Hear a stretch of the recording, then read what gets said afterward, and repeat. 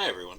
So, a few weeks back, Jason Miller, Rufus Opus, and I recorded a sort of panel discussion where we answered questions about the Holy Guardian Angel, the Abramelin working, and other means for doing something that created the same sort of effect as the Abramelin retreat, and what the magic and the effects of doing so were. We collected questions from a couple of different forums, and then took the questions and arranged them into kind of groups based on questions that were asking essentially the same thing or things within the same ballpark. And then we kind of summarized them into headings and tried to answer them in a way which would cover a lot of the various questions people asked, but at least generally the idea behind the bulk of the questions. So we're presenting that here for you now. I hope you enjoy it, and I hope it answers a lot of questions that people have.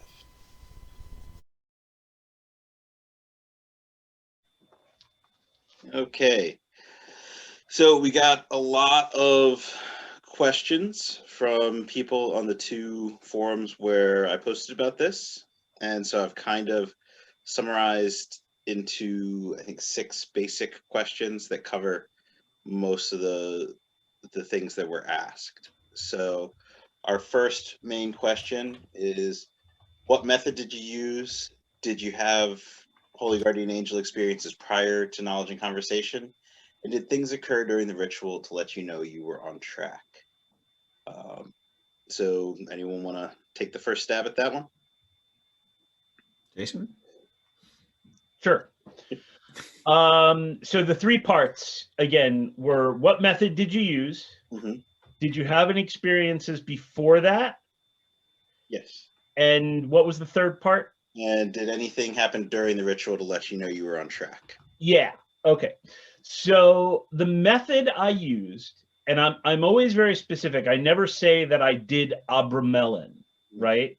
Because I think Aaron is kind of correct. Like if you're saying I did Abramelin, then you should have done something close to the book, and I did not. I was back in 1996. I had a head full of thelemic ideas that I'm still trying to get rid of.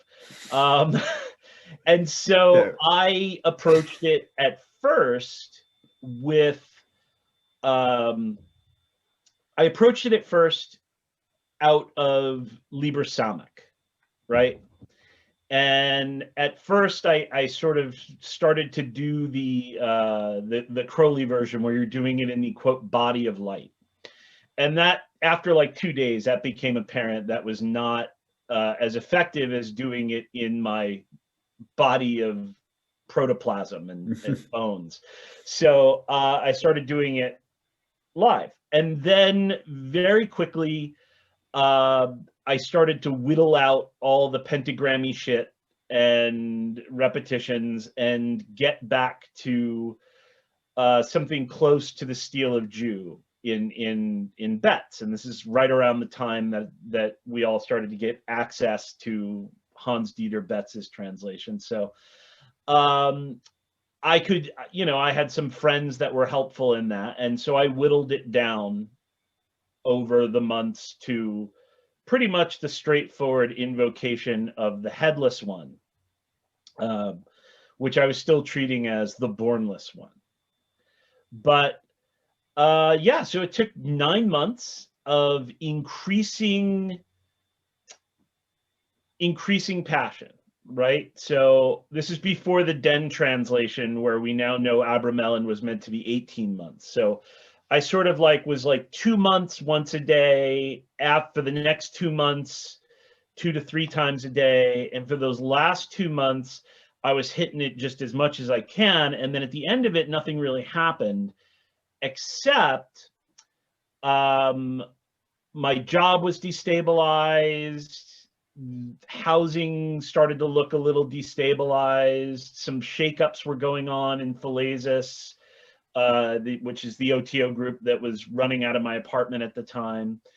And so all of these things I kind of took as that, classic shit's going to go sideways, because I had already read the Bloom book about his journey, the Sacred Magician, of his journey with Abramelin. So I kept at it, and I kept going. until about 3 months after that, the angel appeared. And the first thing BJ, I let you take a peek at my new book coming out, so you kind of know this story already.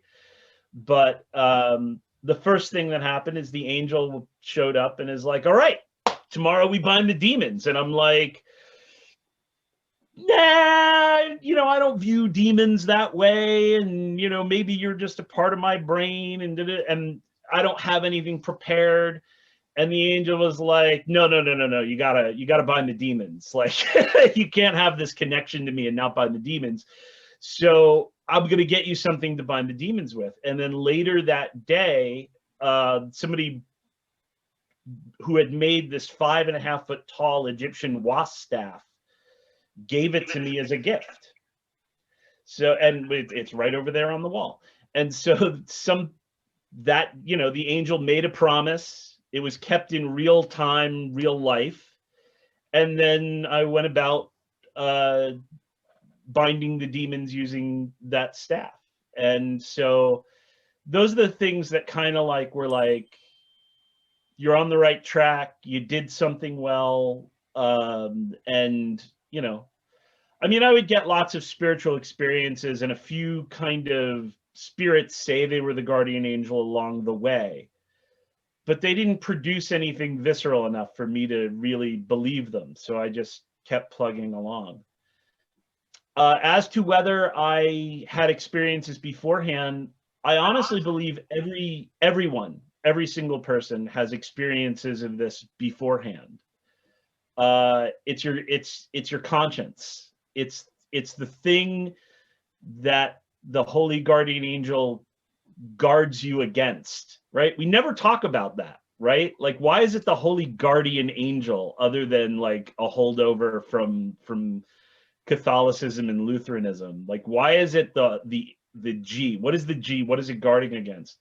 And so I think anyone that's been kind of like woken up in the middle of the night because they did something that's against their conscience, or tosses and turning in the morning because they can't get this off of their mind, has had an experience of their holy guardian angel.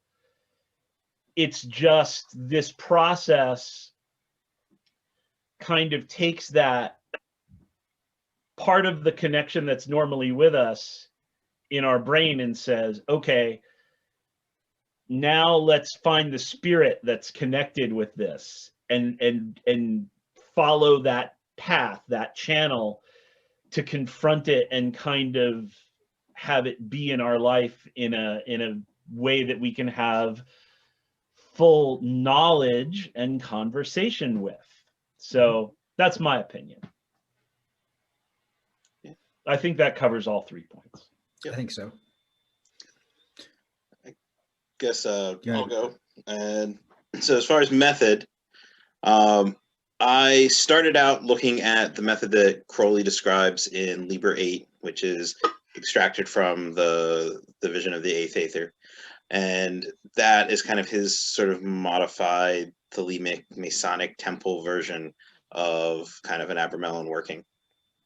And I spent a lot of time preparing.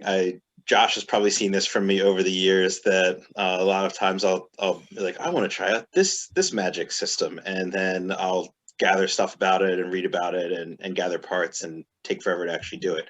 And this was one of those. And so when I got to the final point of actually being ready to do it, by that point I was fortunate enough the Dane translation was out, and so I got to study that. I had been studying the Merkabah for several years and elements of Catholic spirituality for several years. And so those things influenced my interpretation also. And so I brought what I was doing closer to sort of what was described in Dane, but then still based my timeline more around what was in Mathers and what was in Crowley. And so I had a several-month period of preparation, fasting, cutting things out, and then when I got to the last 2-month portion, because of course the Mathers version breaks the 6 months into 3 2-month portions, the way Dane breaks the 18 into 3 6-month portions. The final portion in both versions, of course, is where you start sort of intensely focusing on the actual ritual stuff. And so at that point, I did the 3 days of sort of fasting and mortification. I burned a confession where I recited the confession multiple times a day during those 3 days, wore ash on my forehead, was like drinking salt water as part of the mortification process. And then after that point, began with the daily prayers. Would start off with sort of a miniature version of Mass in the morning. Did the headless invocation 4 times a day. Had some tarot path workings that I was doing as part of it as well. And then as I went through that final 2 months, I added more and more prayers probably about every week or so. It's like I was doing the prayer of St. Francis, was using some Thelemic prayers. I wrote a series of planetary prayers where each planet was reflected through each element, and was adding additional ones of those as I went. And instead of fully pulling out from the world, like I was still going to work, but would like duck into like a supply closet to pray when it was time, would pray while I was driving home. And I also found that a lot of the stuff where it talks about like, oh, cut this out, cut that out. Of course, Abraham describes a lot of those things as optional, that it's like, do this if you can, do that if you can. If you can't, you can do this other thing. He gives a lot of optionality in it. But what stood out to me was that it's kind of cutting out things that are going to get in the way of you being able to focus on this and building that focus. So I also worked in a lot of things with building like exercise routines and milestones and things to hit as far as like structuring willpower and focus and attention throughout, so that sort of coalesced with the end of the ritual. And then the final ritual was like woke up at dawn, did a series of meditations and prayers for several hours until finally having the vision. As far as having experiences beforehand, when I was a teenager, I had kind of an experience that later on realized was the Holy Guardian Angel, and then again as a young adult. And but in addition to that, like Jason said, I think everyone has that connection there already, that a lot of people think it's this far off thing, but I think it's something where, particularly for magicians, even if people aren't exploring the Abramelin or some variant of it, a lot of things that we do in standard like Golden Dawn style magic are built on connecting to that. And so as you start to become perceptive and listen, you'll realize that that connection to the angel is there. So I had a lot of things with that kind of connection beforehand, and had started working with some things from the Merkava materials to try to build a connection as well.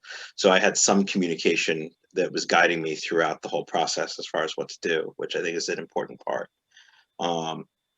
As far as things to let me know that I was on track, I guess there was some stuff with finding and obtaining certain items. I know the text doesn't say to get a ring, but several people I know who've done the ritual, their angel instructed them early on that they needed a ring before the end of the process, and that was the same instruction that I got. And so I was able to obtain a gold ring, get it engraved at like a mall shop where the engraver got really excited about figuring out how to engrave the pattern on it.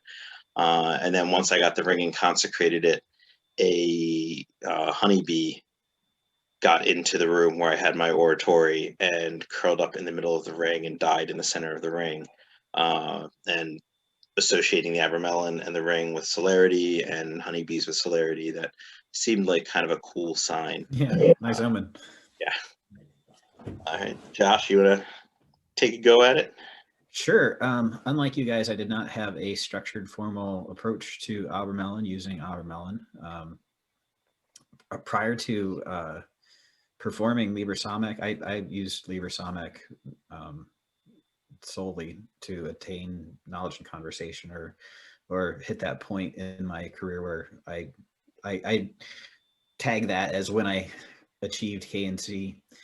But the 2 years prior to that, I had been a fundamentalist Christian and had been reading through the Bible every day. And every morning I was waking up and praying in tongues and seeking out the Lord and doing the passionate prayers to deity for a personal experience with the Holy Spirit, in very similar ways to what is described in the Obermelin approach. So I think that kind of laid the foundation for it, because I created for myself a whole spiritual trauma, a little vacuum vortex of traumatic experiences based on my pursuit of God and understanding my sin nature and what was wrong with me and what was wrong with the world and how I could possibly attain salvation and understand it and know that it was true and real and obtain the grace of God, for myself and in a knowledgeable way. So, yeah, that was pretty horrific. And once I started getting out of the Christian thing and back into occultism, I started doing Liber Samekh every night and saw it was done in the body of light. And of course, my memorization skills being complete crap, I curled up with Lon Milo Duquette's Magic of Thelema. And he has an abbreviated version of Samekh in there without any of the notes in it. So it's easier just to go through and read it. So I would just sit there with my eyes half closed and read through the thing and do the meditational projections that I'd been doing with the Holy Spirit and my biblical readings and whatnot. So I think I had all the spiritual practices in place for about the right amount of time. I don't know, but after a couple of weeks of doing the ritual, I received the name, and it was a very intense personal experience that was very ecstatic and very wonderful. And there was a smell that filled the room that was like no other smell that I'd ever experienced. And I found out later that was an indication from Obermelin, from the Obermelin text, that you've attained this knowledge and conversation with your holy guardian angel. And it's to this day, I still describe it as like this blueberry kind of smell, like a blue raspberry candy, and mixed with like the hormonal scent of a pregnant woman's breath. I don't know if you've ever smelled that hot, spicy, full of life feeling, but yeah, it was like that. And it being a smell, it stood out in my memory more than like if I'd had some kind of vision or if I'd heard a voice or anything that I was expecting, because I think I would have just taken it for granted if I'd seen something or heard something or thought that I'd imagined it. But because it was a smell, it stood out in my memory later when I was reading about it. And yeah, I had a similar experience where the HGA revealed all the times it had saved myself when I was a kid growing up from my own mistakes and errors, and revealed that it had interceded on my behalf spiritually to guide me, throughout my life. And it was pretty in keeping with what the Obermelin says it's supposed to do. But I guess I'm going to agree with what you guys have said about having prior experiences. I think everybody does have those prior experiences. It's part and parcel of the thing, whatever it is. I guess we're going to talk about what the HGA is later. So yeah, but the things that occurred during the ritual let me know I was on track. I mean, I didn't really know what the track was that I was supposed to be on at the time, so I couldn't really say that anything happened. But it was when Den came out. It was around the time that the Den translation came out that I also was going through this experience and finding the affirmations as I was going through his book of my experiences. Was very it confirmed for me the reality of what I was experiencing, because it was an external source that I hadn't had any access to prior to doing the rituals, that was telling me that my experiences were consistent with what to expect from the rite. So yeah, so that's my story. Cool. Yeah, I remember when you were doing that, because we became friends just a little bit before that, and there was a definite difference in you between the before and the after. Yeah, I was, when you were telling me, or when you were talking about your experience with it, I remember when Den came out, and the pre-Den BJ versus the post-Den BJ is decidedly more relaxed. So, okay, well, I guess, do you guys want to move on to the next question, or anything else anyone wants to say about that? Yeah. I'm good to move on. I'm ready. All right. So, next question, basically, what is the Holy Guardian Angel? Like, a lot of people, they asked about things with whether or not it's connected to the Agatha Daimon, or whether or not there's more than one Holy Guardian Angel, or how this relates to the Nativity or the Natal Angel, or any of the other astrological angels, or other familiar or tutelary spirits. So, You guys can take this. I have almost nothing to say about it. I have a lot to say about it. All right, you go first, Josh. All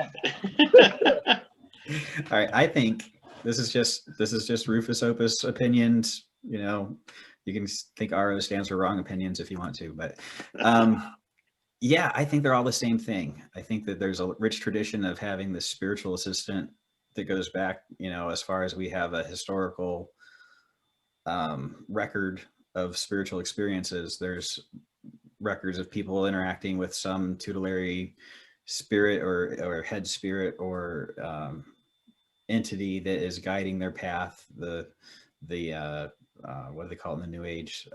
Your spirit guide, right? You know, it's just too consistent, and it's a almost farcical kind of cartoon image that is part of our global subconscious. You know, it pops up in our cartoons as the little angel and the devil on your shoulder, and that goes back to Ahura Mazda saying that we have a good angel and an evil spirit that are going to be telling us they're fighting for our souls all of our lives, that are whispering in our ears, you know. So I think that tradition goes back to the dawn of time, and that we've always had something equivalent to the Holy Guardian Angel spirit, that most cultures develop some form of a personally connected entity that puts you in touch with other spiritual powers. So I think that they're all basically referring to the same type of spirit, and that each culture has its own take on it and its own snapshot and its own interpretation of that relationship, but that there is a entity that is the same across all the different names for it. Yeah, I'm fairly close to on board with you there. Like, I think, yeah, there's going to be some other spirits that do similar things also, and that there's some cultures where they might have other spirits they focus on other than the Holy Guardian Angel, that might cover some related stuff, but in different ways. But I think when we look in the European tradition, at the very least, but probably also somewhat more broadly than that, there's a lot of spirits where they're pretty identical. They're pretty much the same, what is describing that they do. And the idea that one book that came out somewhere between the 14th and the 16th, 14th, 17th century, that's the only place that ever described this phenomenon, and so using that method described in that book is the only way you can connect with that spirit. Like, it doesn't make sense. It's not even a reasonable statement to make. I think that I used to think that the Guardian Angel and the Holy Guardian Angel were somehow different, because I guess I was just dismissing the idea of a Guardian Angel. But over time, like, having looked at more and more descriptions, it's like, yeah, no, what the Guardian Angel does is the same thing as what the Holy Guardian Angel does. What not all of the personal spirits in the PGM, but some of them, they do things that are very similar to what the Holy Guardian Angel does. As far as the idea that it's from beyond the zodiac, and so it can't be the nativity angel or the natal angel. When we say that something is super celestial, that means it can't leave the divine throne room. It can't interact with humans. Like, it's beyond the spheres of knowable heavens. So saying that the Holy Guardian Angel is super celestial it's just the opposite of what it is. So saying that it can't be the nativity angel or the natal angel because of that doesn't make any sense to me. So yeah, to me, for the most part, they're the same thing. I have a friend who did a really heavy Agatha's diamond working to connect with that spirit, and she was convinced that it was different than the Holy Guardian Angel. And then she asked the spirit, and it was like, "Yeah, I'm your Holy Guardian Angel." And so I think some people have different experiences in that, but from looking at Yamlikus and looking at other things since then, to me, it makes sense that, yeah, they're probably the same. I used to, with a lot of these conversations of like, is it the same as this angel and that angel? And I don't like super celestial, sublunar, the whole hermetic schema of elements down here and layers. That means diddly squat to me. So I'm just, none of that is important to my world. But I remember listening to these conversations and the people that would advocate for like the firm difference and citing the ways in text that these are all different. I'm sort of like, God, the delivery room is just like this crowded marketplace of like, and then when you include in like everyone has an Eshu and a Pumbajira and everyone has a this and everyone has an like, oh my God. But of course, I would say that a lot of the tutelary spirits and familiar spirits even in the PGM are clearly not connected to the individual in the way that the HGA is. So I think that there is something to the HGA and the Agatho daemon and Plato's daemon and all these things that relate to you personally, that cannot be extricated from you. It is, if you want to look for a place where you kind of have to delve into the psychological model and the spirit model and find the overlap, the HGA is probably like the prime spot. Again, and those models also are all garbage, so I'm not as far as that goes. So I'm just using it as an explanatory thing. But things like, various peridroi described in the papyri are clearly not the Holy Guardian Angel. So if you have to summon Nephthys and then grab her so that she can't leave until you make her give you, a familiar spirit, that's not the Holy Guardian Angel. It's a cool thing if you can pull it off. But it's not. And familiars granted by demons in the Ars Goetia, they can still be tutelary spirits. They can become family spirits and pass down from person to person, but they're not the Holy Guardian Angel. Right. Tutelary spirits in Vajrayana are specifically transpersonal, so they are definitely not the Holy Guardian Angel. So I really try not to worry about mapping the way things are. I like to say that people can answer questions for the head, the heart, or the hand, what things are, what they mean, or how they're useful. And I try to stick to the hand and sometimes the heart, because the answers given for the head are rarely satisfactory to me, unless they're provided, in science. So, I would just add that caveat in. Like, I'm not willing to say firmly what the Holy Guardian Angel is, but I am willing to say there are certain things that it is not. And so when people kind of pop onto a group and they're like, oh, my head spirit, and it's like, well, that means something in different ATRs, and the term comes from ATRs, but it doesn't even mean the same thing in the different ATRs, and would mean something very different if it means anything at all if you actually go to Africa itself. And then they'll say, well, the HGA. It's like, well, what do you really mean? Like, let's explain it like we're using plain terms and not just jumping from one term to another. What is the experience that you're having? And then we can really talk. That's way more important than figuring out which column to throw it in. in my Yeah, I think I like your hospital delivery room analogy there. I think that kind of gets to a good distinction. It's like uh, the holy guardian angel is something that is there when you're created. Like Iamblichus describes the spirit as sort of coalescing and coming from all the different forces that are there in the moment of your birth or your creation.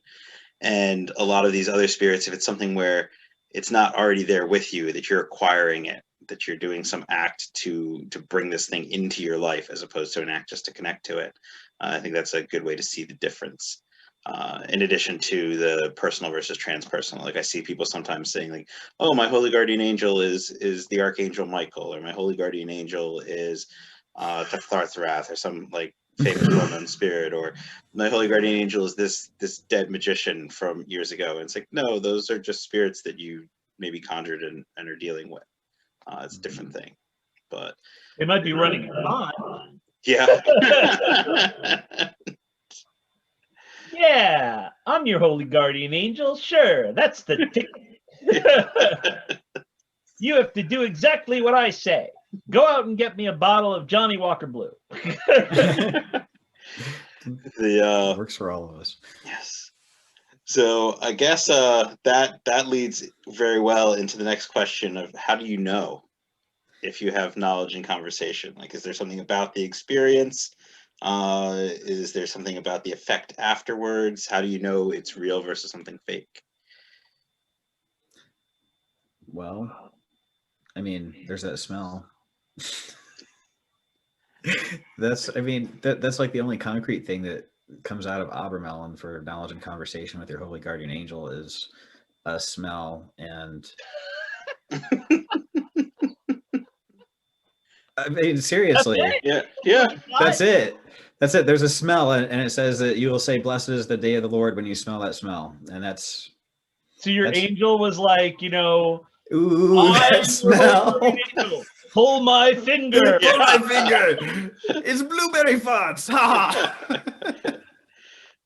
No, Like, I don't know, man. I guess to me it was the experience was just so much more vivid and visceral than much of anything else comparable to it. Yeah, you had a subjective experience that left you saying, "Blessed is the day of the Lord," right? You Yeah. have nothing better to describe it than this sense of awe that is overwhelming. But it's it could be about a smell or something. And I think that's not to attack any particular magical systems or philosophies or religions or whatever we're going to say Thelema is, but I think the idea that gets presented there, that it's like it's just this feeling, or it's just this awareness, and it's just this thing that kind of comes on over time, and maybe you have it, maybe you don't, and you don't really realize it.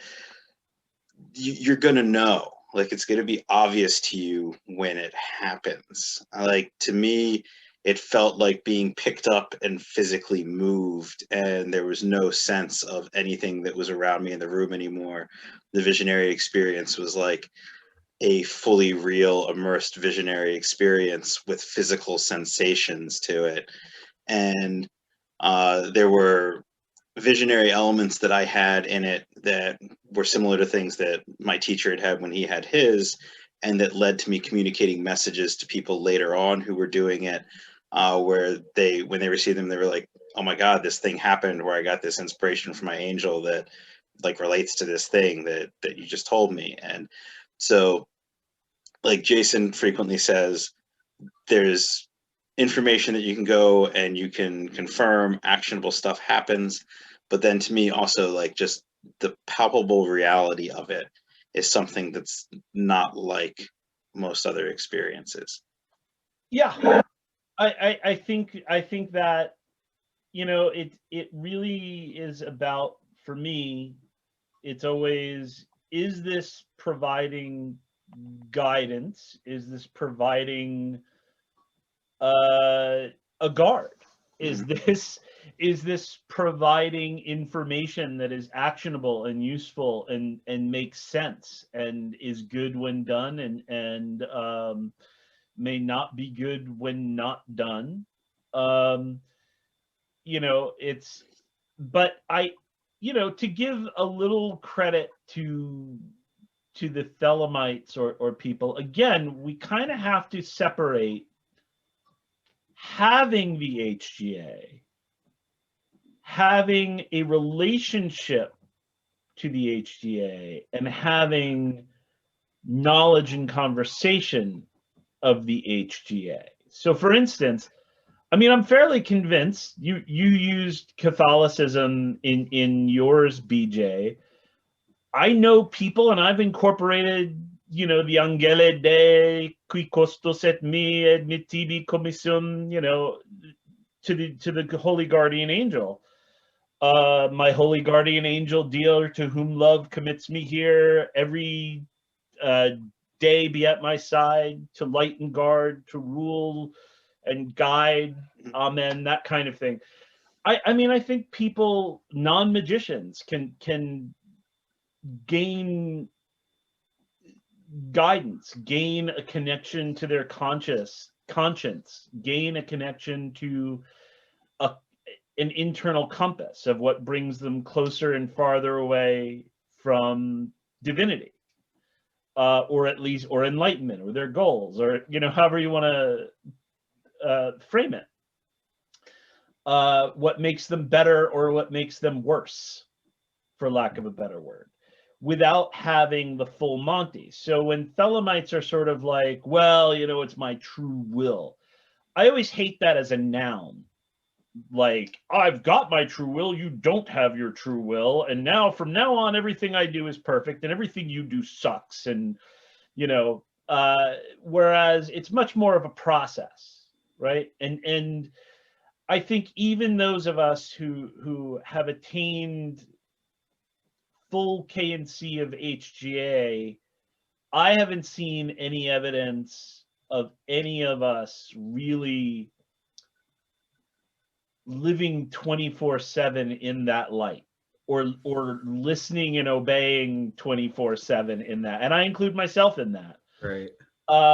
So there is always more to be done, distance that can be had from the Holy Guardian Angel. So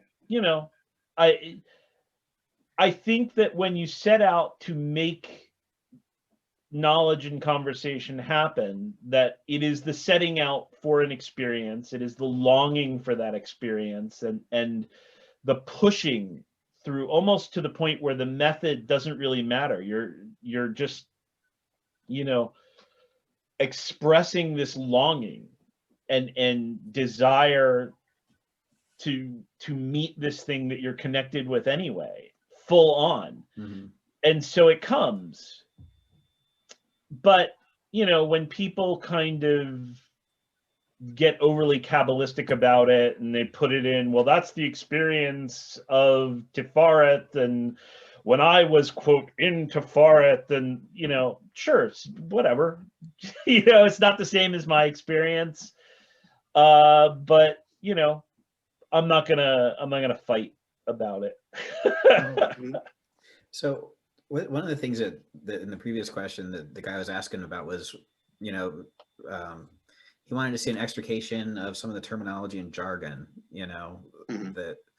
that like people want to have these cut and dried, what is an HGA versus a head spirit versus whatever. And I think that this question about how do you know if you have it is also looking for a concrete answer. Like, this happened, therefore I have it. And I don't think you get that. I think that speaks more to the magician looking for a yes or no answer. Because like in Christianity, the question of whether or not you have salvation is this ongoing thing that crops up in Christianity every couple hundred years or so. Like, how do you know that you've been saved? And I guess because I had come out of that how do I know I'm saved bullshit mindset, with this understanding that you can never really know for sure if you've been saved. When I was confronted with that, with the HGA, how do you know if you have HGA or not? Can't see. I mean, you can't know, because it's too easy to lie to yourself. I can convince myself I smelled whatever I wanted to. If I knew that that's what I was supposed to have experienced, I wouldn't have a pot to piss in to say I had attained anything. You know, it's only because I didn't know about the smell that I could even point to that thing. But there's no way to, there's nothing concrete about this entity, you know. I mean, and the idea that it's super celestial versus nativity based, and Iamblichus having the essences come out of it and forming this thing versus this volunteer spirit from the sidelines that sees it. Oh, I think I'm gonna like this guy, I'm gonna go in and give it the old college try, you know. I mean, we don't know. There's too many myths to draw on. There's too many experiences, and I think that if you're not comfortable saying you don't know for sure, you're gonna be in for a bad time with this. I dig that. It's funny. There's people have a need for some kind of like more firm surety about something that is by definition more subtle than they do about the regular people in their life. So I always talk to people in writing this book on spirits that's coming out next year. One of the big questions is always like, how do I know that that is the spirit? How do I make sure? How do I constrain it and force it to tell me that it's true? What is the way? And I'm always sort of like, by what it does, right? And so if it's been awesome to you your whole life and it's given you useful and actionable things, and then later on you find out, oh, that spirit is actually not who it said it was, what do? Do you say, well, you've been super helpful to me for my whole life, but fuck you because you didn't tell me? I always go back to, have you guys seen Mad Men, the series? I haven't watched it, but come on. Well, everyone else out there who Don Draper is not Don Draper. He's impersonating some guy, but it's him in the office as this brilliant ad man, right?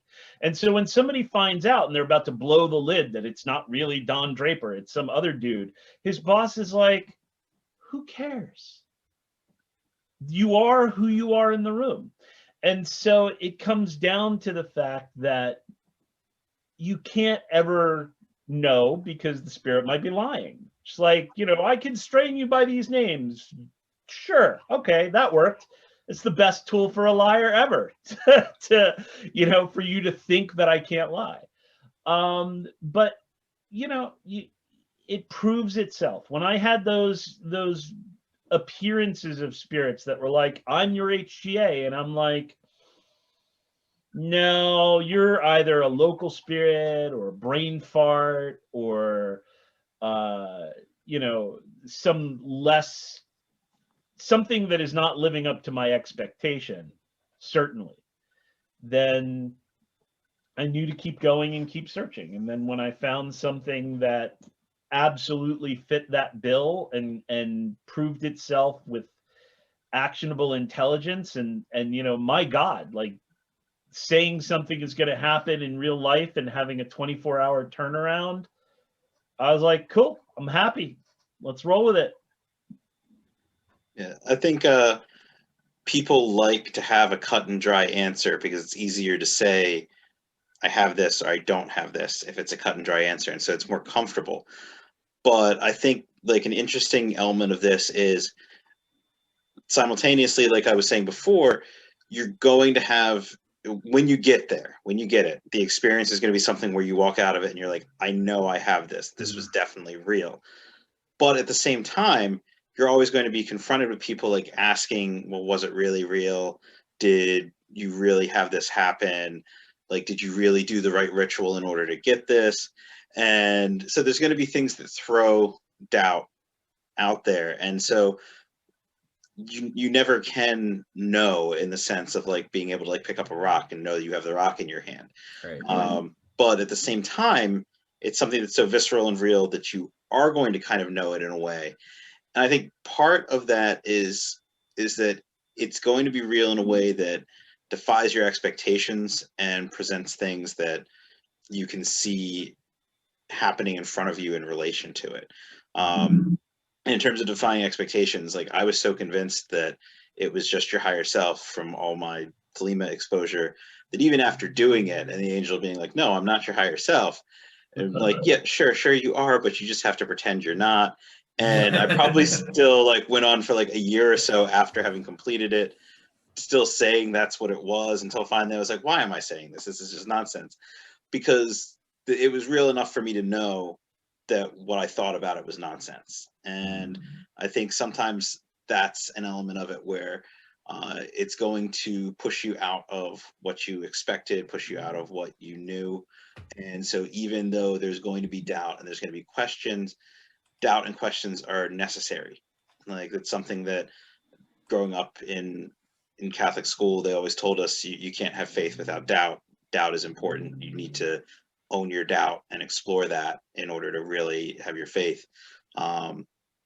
For people who kind of don't get that doubt, faith, knowledge experience, Contact, the Carl Sagan book or the Jodie Foster movie, is a good thing, I think, for exploring that kind of the idea of like you're presented with something that's real, you know it's there, but there's still all going to be always be that question because everyone around you doesn't have that same experience. Right. And so you can't cardboard box it into like, this is exactly what it is and this is exactly how I know it's real.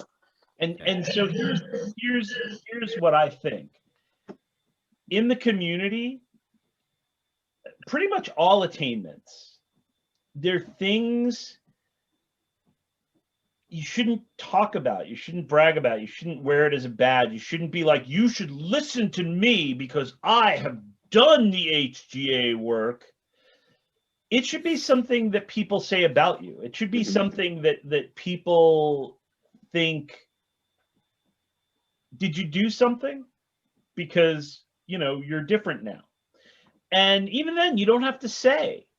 Like, you don't have to, you know, in this case, we're all talking about it because this is the topic.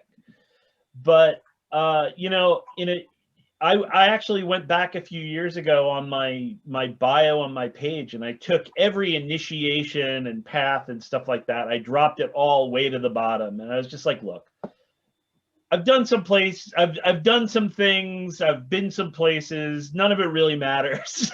Like in the end, I can do it or I cannot do it. And that's what matters. But there are a lot of people who are desperate for, they want a badge.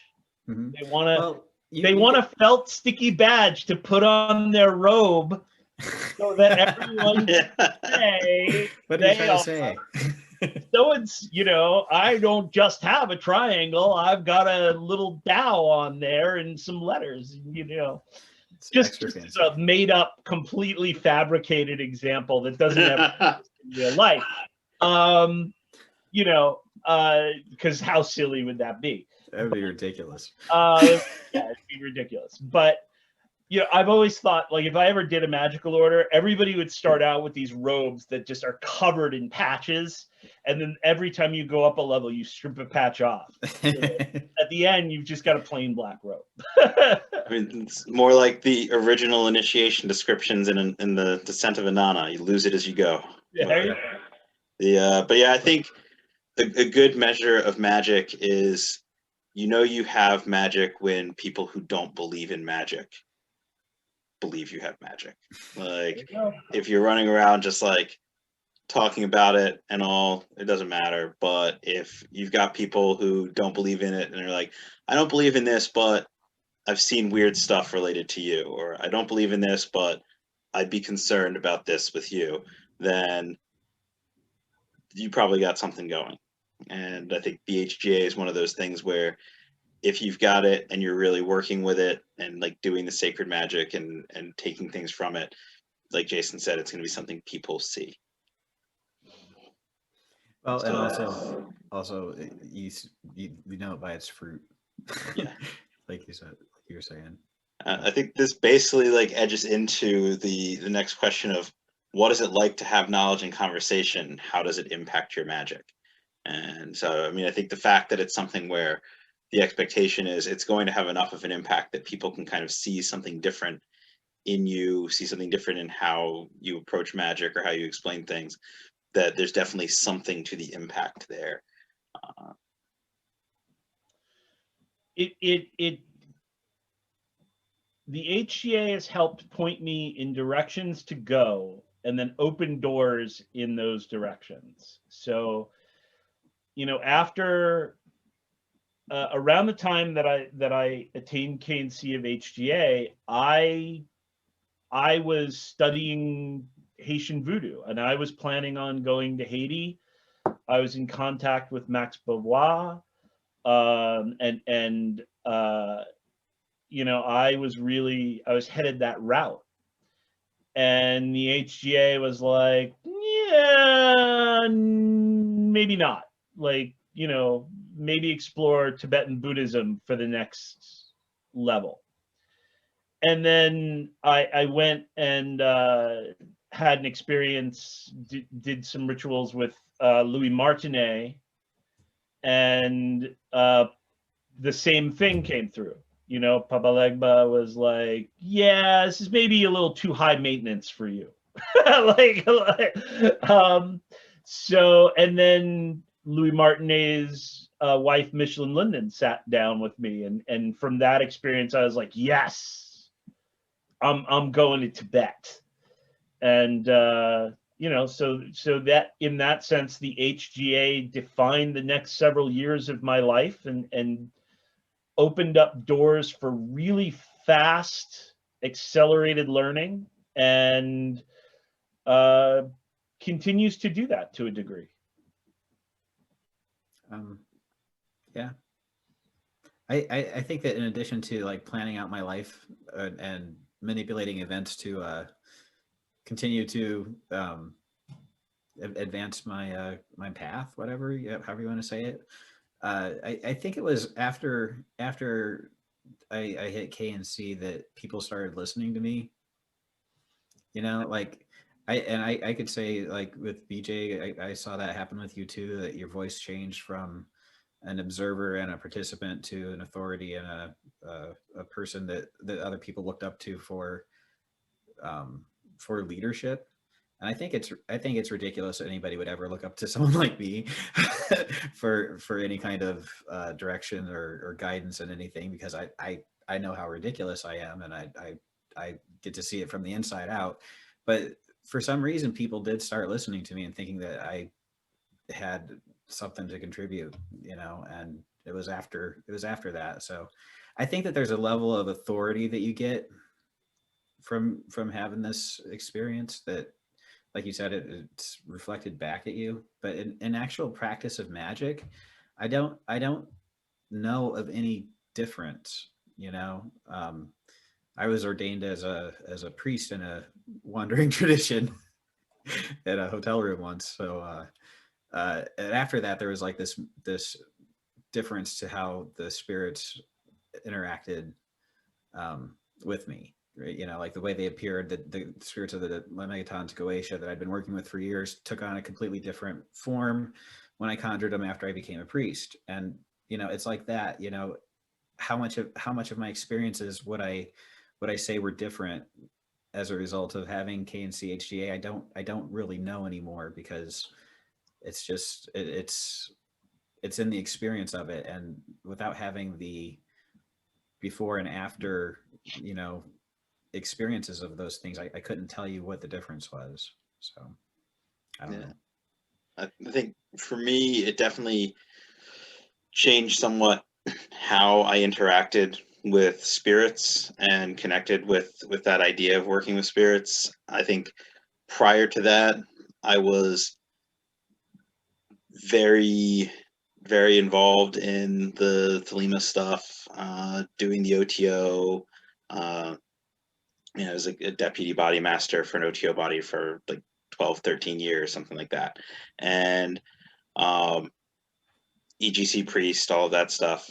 And some of that happened at the same time as doing knowledge and conversation. But it was something where, as I mentioned before we started recording, like I started with the AA system like a couple months after my 18th birthday.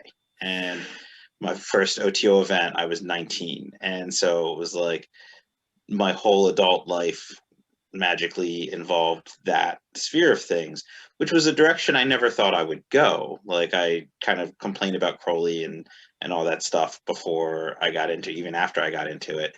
And I think it was something I kind of always fought against along the way, which I'm sure Josh saw over the years. That like it was like I was doing this, but nothing I said, nothing about the way I did magic, none of my thoughts or approaches really matched that system. But I was going to keep plugging away at it and try to make it what I thought it was supposed to be. And then I did this, and some of my ideas about spirit work changed. My ideas about the HGA started changing, and then I started getting more into the traditional stuff, which was where I started before all of that and what I was more drawn to do. And then kind of dove into where, even when I was still going to OTO things and doing the OTO thing, everything I was actually doing was European traditional magic. And I wasn't really connected to any of that other stuff anymore because I went in the direction that I was supposed to go in, or the direction that was more natural for me. And I guess when people ask, like, how did this impact our magic? What's it like? They're kind of not necessarily looking for like, oh yeah, this gave me direction. Like they want to know like, what's it like interacting with this spirit? But I think that's a big part of it, is like the way that it impacts your life and impacts your magic overall.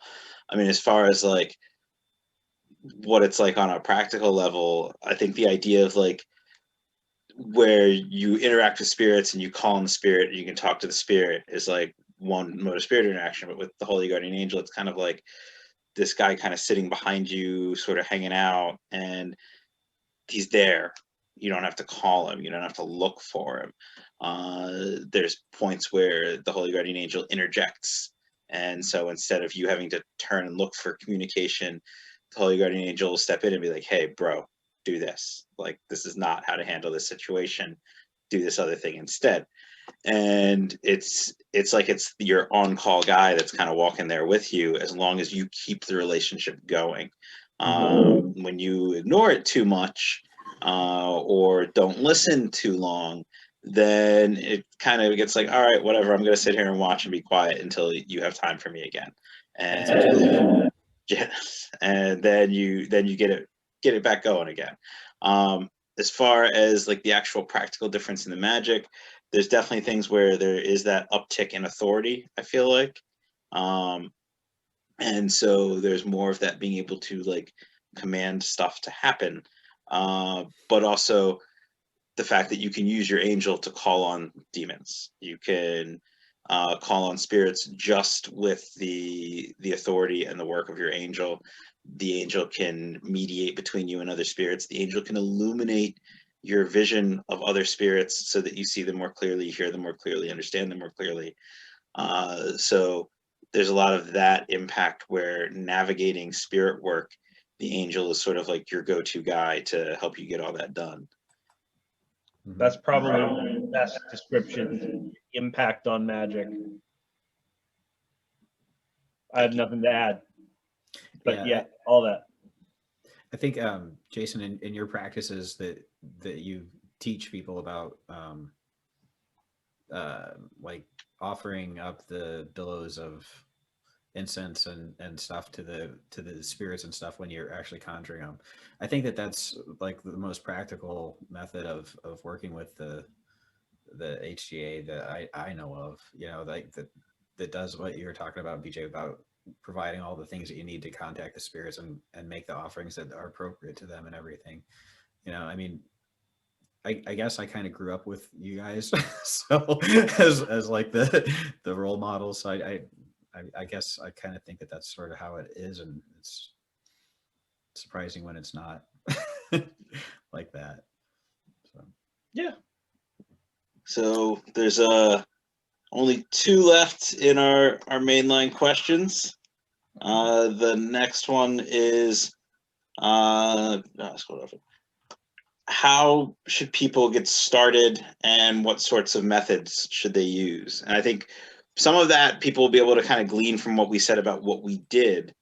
But I guess if there's like other tips or advice or things that we would suggest people maybe do differently than us or keep in mind as they start, that's probably what people need to hear. Yeah. So, you know, if you, can I jump in first? Yeah. So there is this there is this thing that once you have sunk costs in something, right, then it's hard not to build on it. But in reality, if you were to go back and redo the whole thing, you would do it very differently. Neil Stephenson, in an interview I just read, didn't write, was talking about nuclear power. And he's like, look, you know, we had all these disasters related to nuclear power, and it's all based on like 1960s technology. If we were to just scrap it all and today restart a nuclear program from scratch, the whole thing would look very differently. But we don't, because we already have this. And so in any spiritual practice, it's kind of funny because very often what gets taught is not what actually gave people their enlightenment or their gnosis or whatever it is. This is sort of the point that in Hermann Hesse's Siddhartha, when his character confronts the Buddha, and he's like, yeah, but all these things you're telling me to do are not how you yourself attained enlightenment. But all that said, once you've done it, you can kind of see the things that are actually necessary and not. So for me, it's not that any practice will do. Like, I don't think Kundalini yoga will get you there or something like that. But any kind of heartfelt desire and expression of that, coupled with some physical actions like the oil and the incense, to bridge that gap between the physical and the spiritual, that is done over a long period of time, where you begin at a certain pace and then you escalate up. I think that will get you there. It doesn't have, I don't think there's anything particularly wonderful for this purpose about the headless rite. I think it's an amazing exorcism. I think it's useful in a number of different ways. It was never meant to be an HGA invocation or anything like it, in my opinion. But it works because you're going into it with this intention. It's sort of like, you know, when you're drilling something and you need a hammer, but you don't have a hammer handy, so you take the bottom of the drill and you whack the nail with it.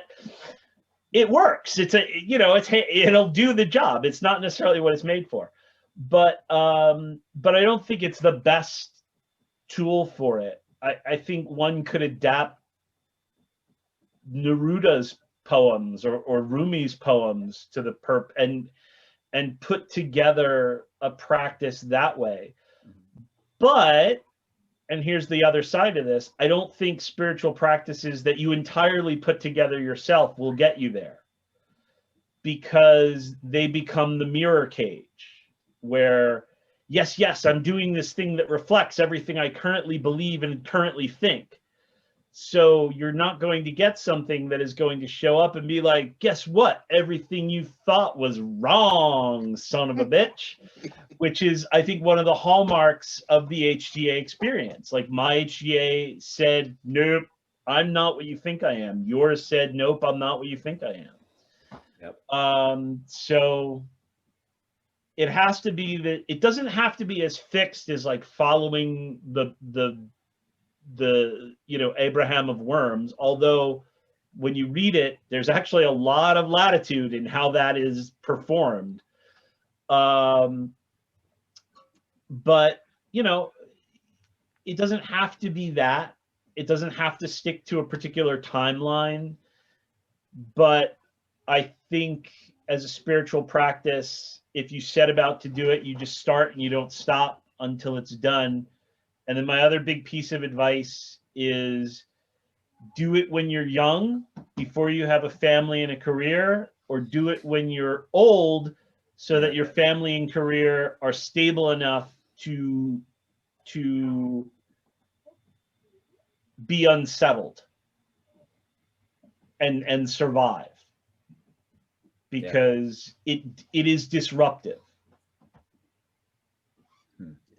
I think the big thing for it is that it's about immersion.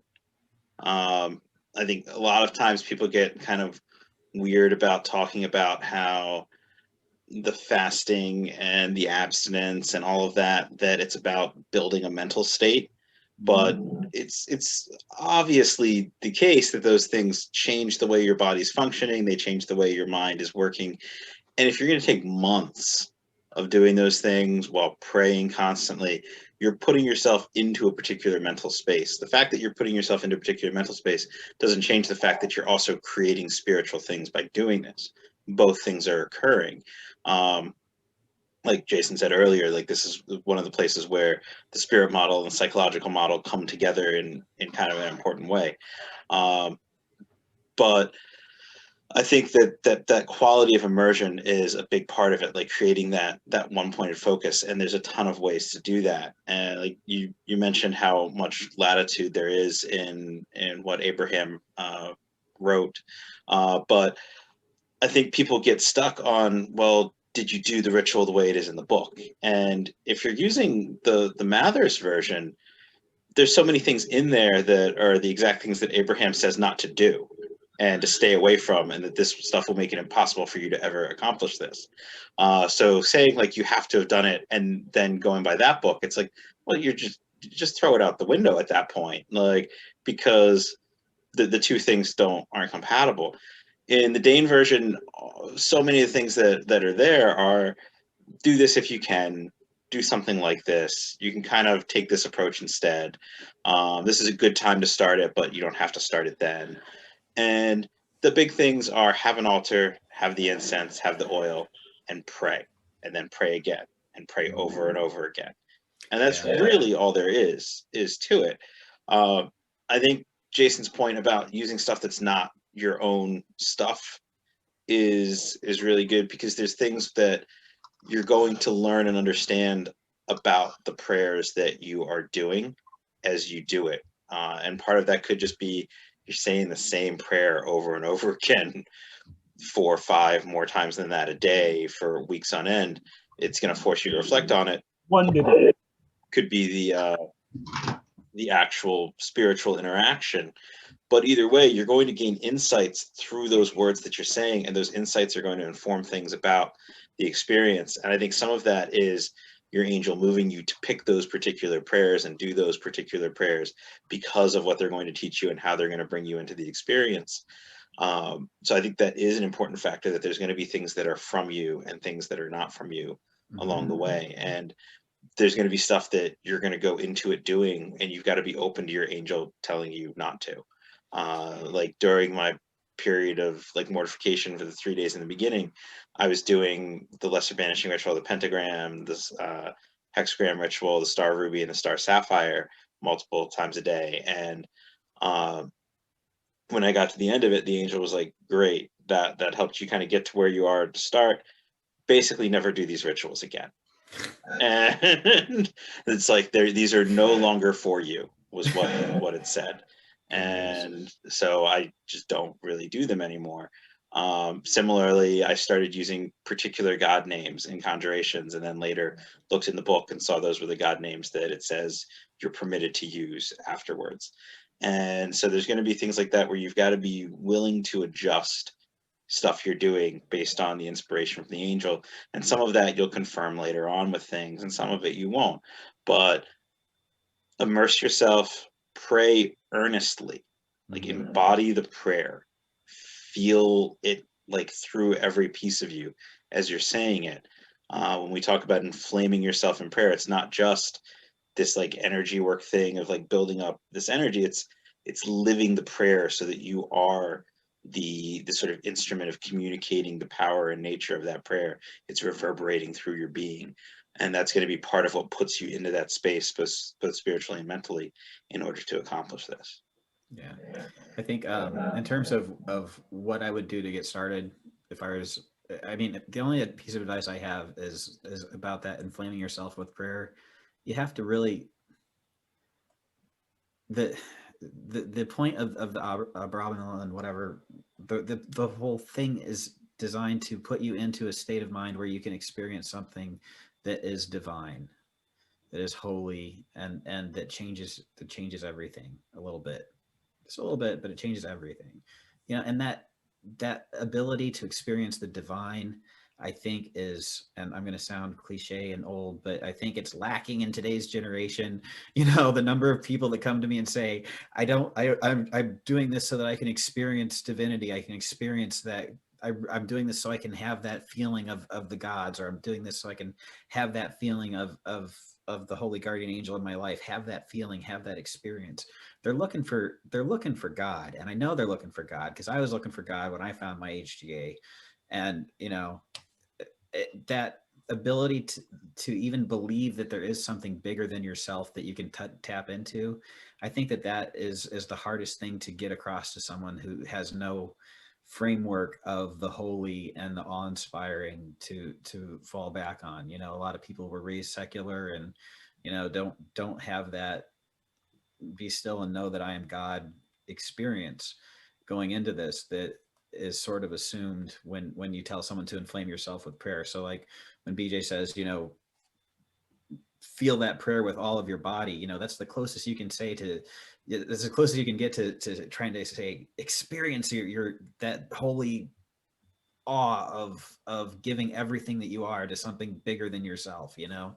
And I don't know. So I mean, getting that is something that I would strongly urge people to try to fucking understand about yourself and your desires to do this. That you're trying to fill that void, and if you don't strive for it with every part of you, you're gonna walk away.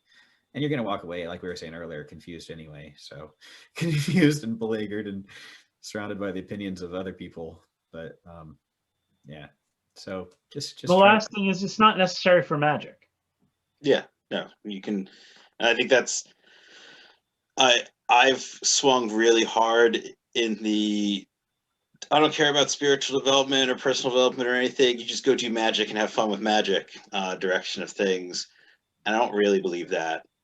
I definitely understand there's a usefulness to mysticism and a usefulness to spiritual development and personal development. And obviously I spent a big chunk of my life on those things and still do.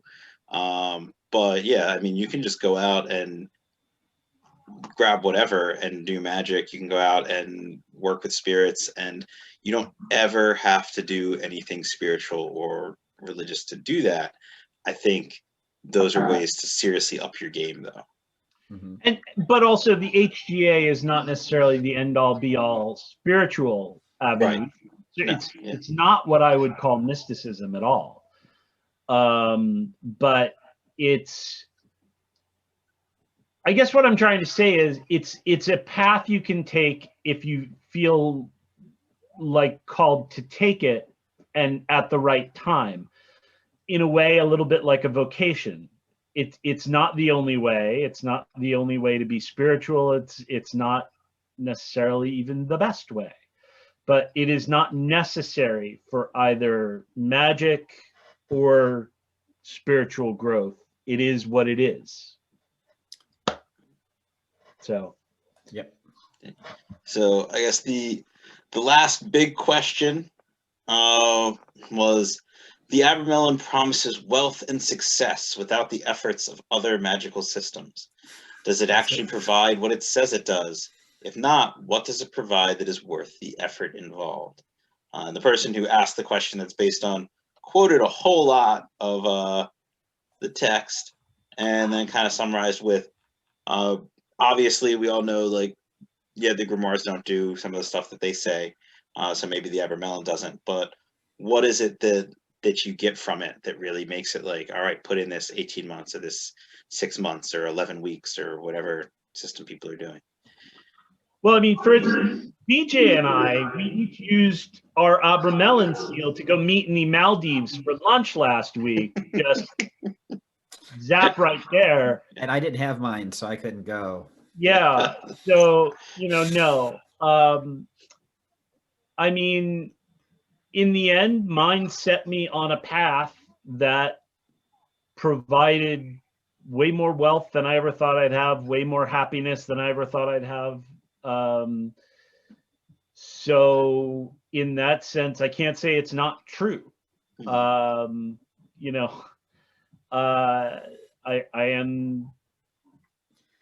Wealthy and successful. Right, but it wasn't instant. It wasn't, angels just delivering bars of gold and things like that. It set me on a path for that. And I don't think that's necessarily everyone's path. Okay,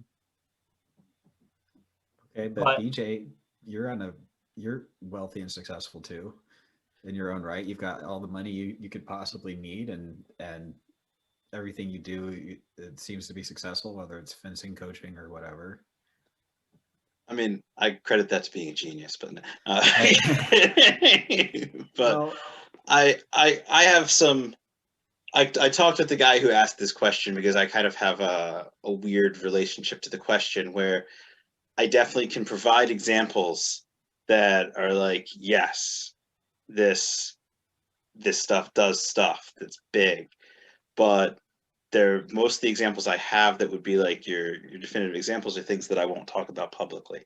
And so, and like Josh knows about the two of the main ones, where there was one where I wrote a blog post about a particular magical thing that I had done using the Abramelin, and then before I posted the blog post, which I had shared with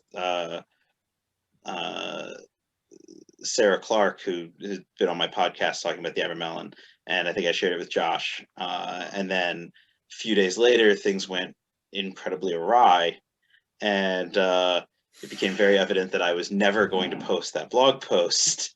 But it was something where it was very easily confirmed.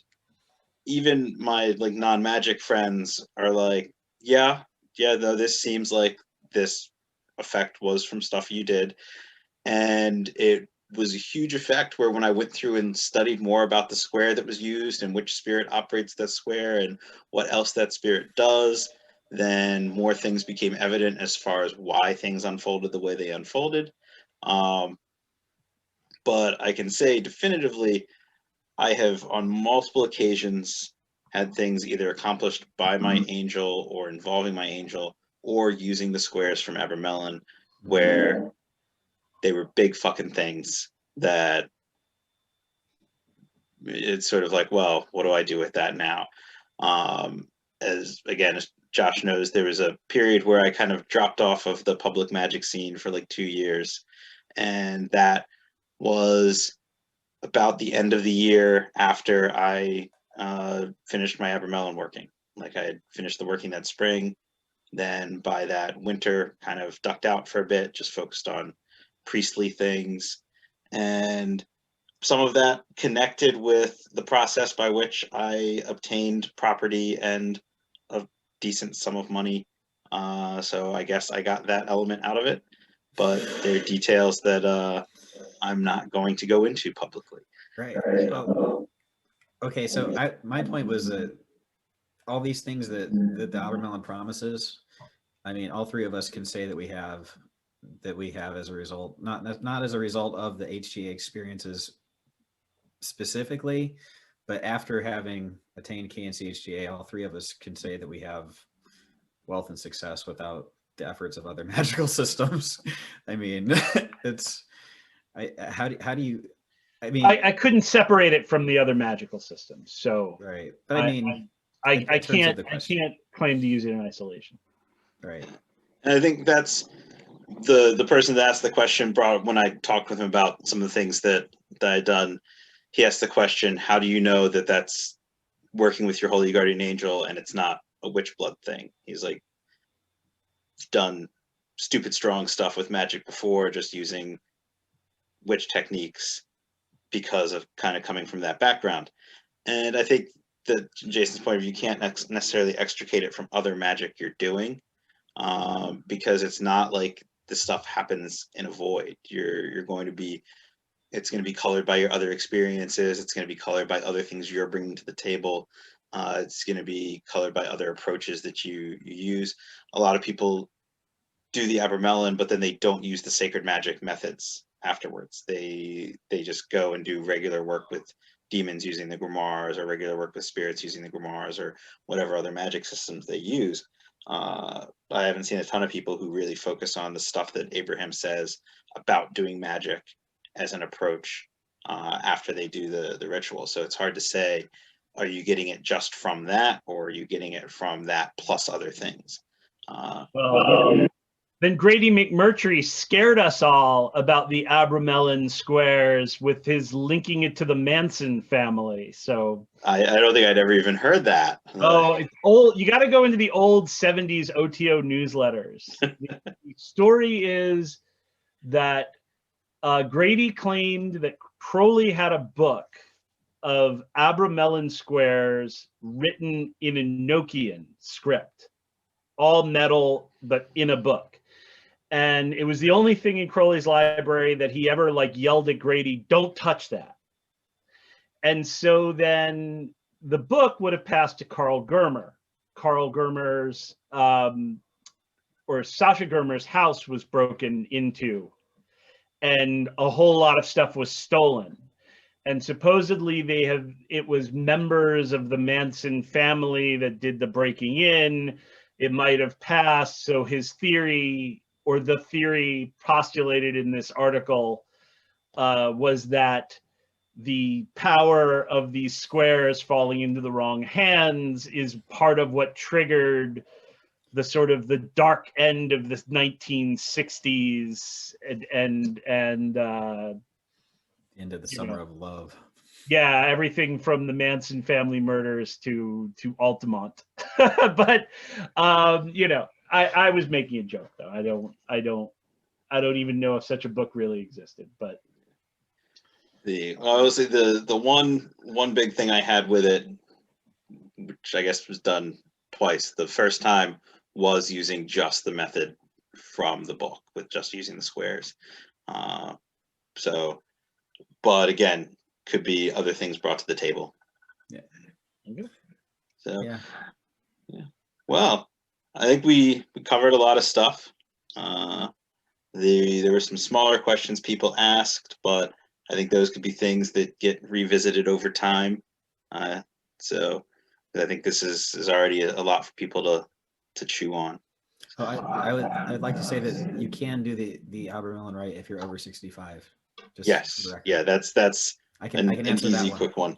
Yeah, and then I think there was the do you need an altar space specifically for your Holy Guardian Angel? No, but like every now and again, it can be nice to do some candles or incense, but it doesn't have to get fed in the same way that other spirits do. Just agreed. Talk to it, listen to it, be bros with it. White candle is great. Yeah. All right. Well, thanks, guys. I hope people liked this, and thanks everyone who ends up watching. Thank you. Thanks. All right.